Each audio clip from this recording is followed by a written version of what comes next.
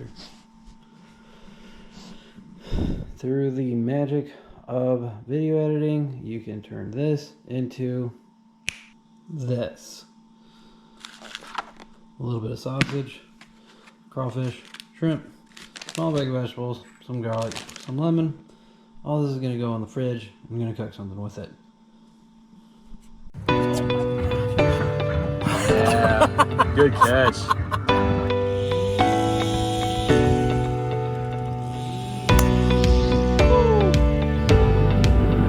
Oh man, check that out.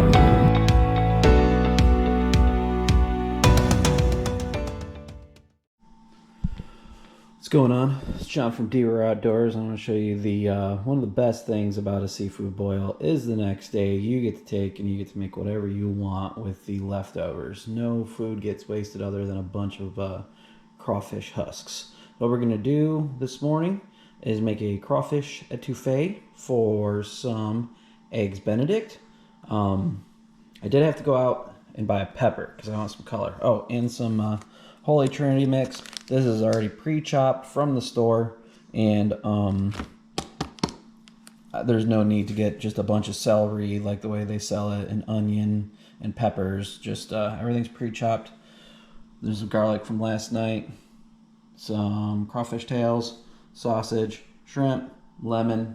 I'm gonna add the corn to it. Gonna do something different with the potatoes, and then just got some butter and some flour, and the eggs are still in the fridge. But I'm gonna start the butter and start the roux.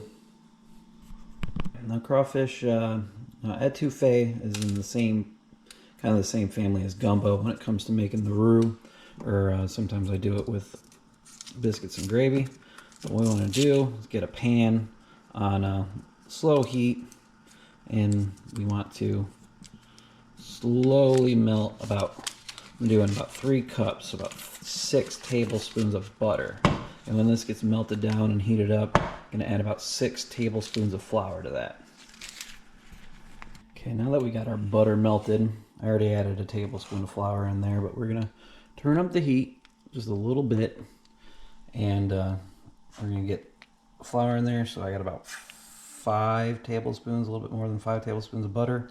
So I got about 5 tablespoons of flour I'm going to add. And we're going to go ahead and mix this. Get this stirred up to where it gets to be a nice coppery color, but it should be about 5 minutes. And that heat's a little too high, so we're going to turn that down because we don't want it burning, but we'll come back to it when it's nice and stirred. The roux has been going for about 6 minutes. I did add about another half of a tablespoon of flour in there. It's got a decent color to it now. We're going to go ahead and add our sauteing vegetables. Got that. Okay, I had to use 2 hands for that. There goes my timer. So we got the vegetables in there. This is the Holy Trinity with the cut red pepper and some of that garlic that was in the boil from last night. The garlic's not going to overpower anything after it's boiled and stuff. It has a nice light flavor, not like the fresh bulbs of garlic. But we're going to get these to where it starts sauteing, and saute these for about probably about 5 to 7 minutes. But I'll bring you back when these are done, and then we'll add the next step. Okay, because I'm a noob, I had to transfer it to a bigger pot. Don't be a noob when you're cooking. Always have a bigger pot than you think you need. But let's add some seasoning to this. Seasoning, I'm just going to add a little bit of salt, soften up the vegetables a little bit more. That's about half a teaspoon. Got this complete Saison Badia seasoning, a lot of herbs, a lot of still onion and garlic, but it adds a nice flavor to it. A little bit of that, and then just a little bit, see if I can do this right, big opening on the cayenne pepper, a little bit of cayenne pepper.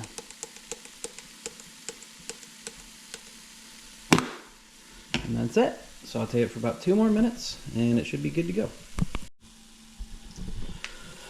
Alright, these vegetables have been sauteing for about 7 to 8 minutes. We are going to add the juice of 1 lemon from the boil last night, the pieces that I had cut up.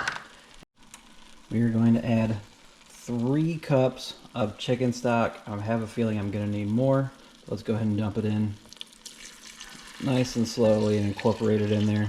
It should turn into a nice soupy paste. I'll stir it up and bring you back.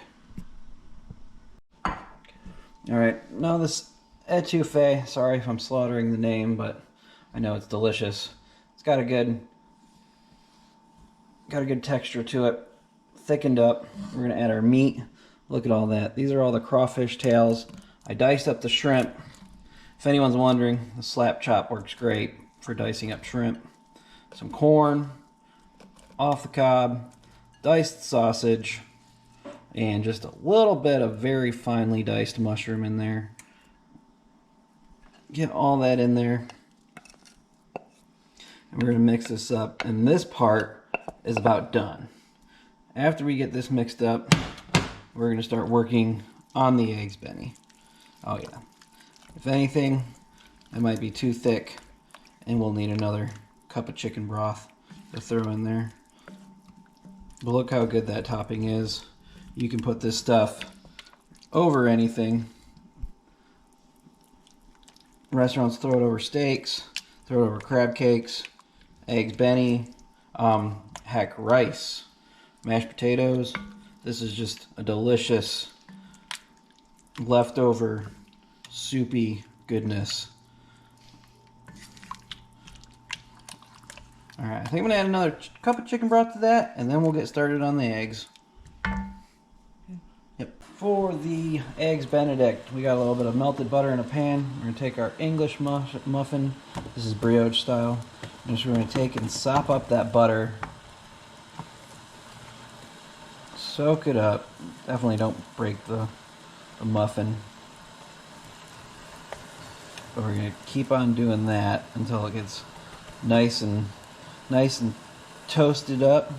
And then with the some boiling water for the eggs. It's not really boiling, it's slightly simmering because you don't want it quite to be at a rolling boil for those eggs. So with this, take your egg and just drop it in. You can already see it start to cook a little bit. Take another one, drop it in, and we're just going to cover that and let that cook for about 2 to 3 minutes. And then I'll bring you back. Okay. Our English muffins are toasted up. Drop that on there. We'll do a nice little dab of the Bayou sauce. Just give it more of that seafood kick. And then just drop a spoonful, little dab of the etouffee. Get some of that juice in there.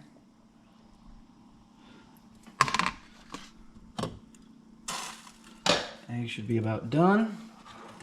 Take your slotted spoon and just carefully get them poached eggs out. 1, 2. Slides right off. Get that on there. Get that up for the next batch.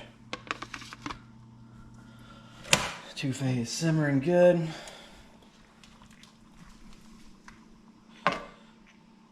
Then we're just going to drop a whole mess. So as you notice, my etouffee is a little bit runny right here. What I did was made a cornstarch slurry of 1 tablespoon of cornstarch, mixed really well with 1 tablespoon of cold water in a small bowl. Then I added it to the etouffee and it thickened it up to where I needed it, as you can see coming up when I take my bite.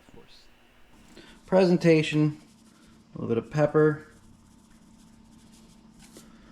a little bit of paprika,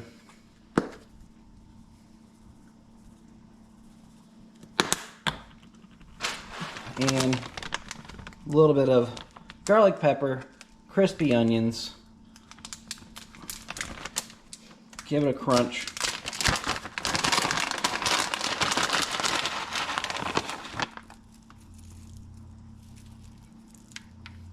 And that's it. Eggs Benedict from leftover seafood boil. We'll eat it up. All right, let's get into this étouffée. I had to look up the correct pronunciation. Étouffée. Add a little bit of diced fresh red pepper on mine, and then a little bit of cornstarch slurry to the étouffée to just thicken up a little bit. Old Bay hot sauce, a little dash on it. There's the reveal. Right down the middle. Oh, look at them eggs. That poached egg. There we go. Spoon for a nice big bite.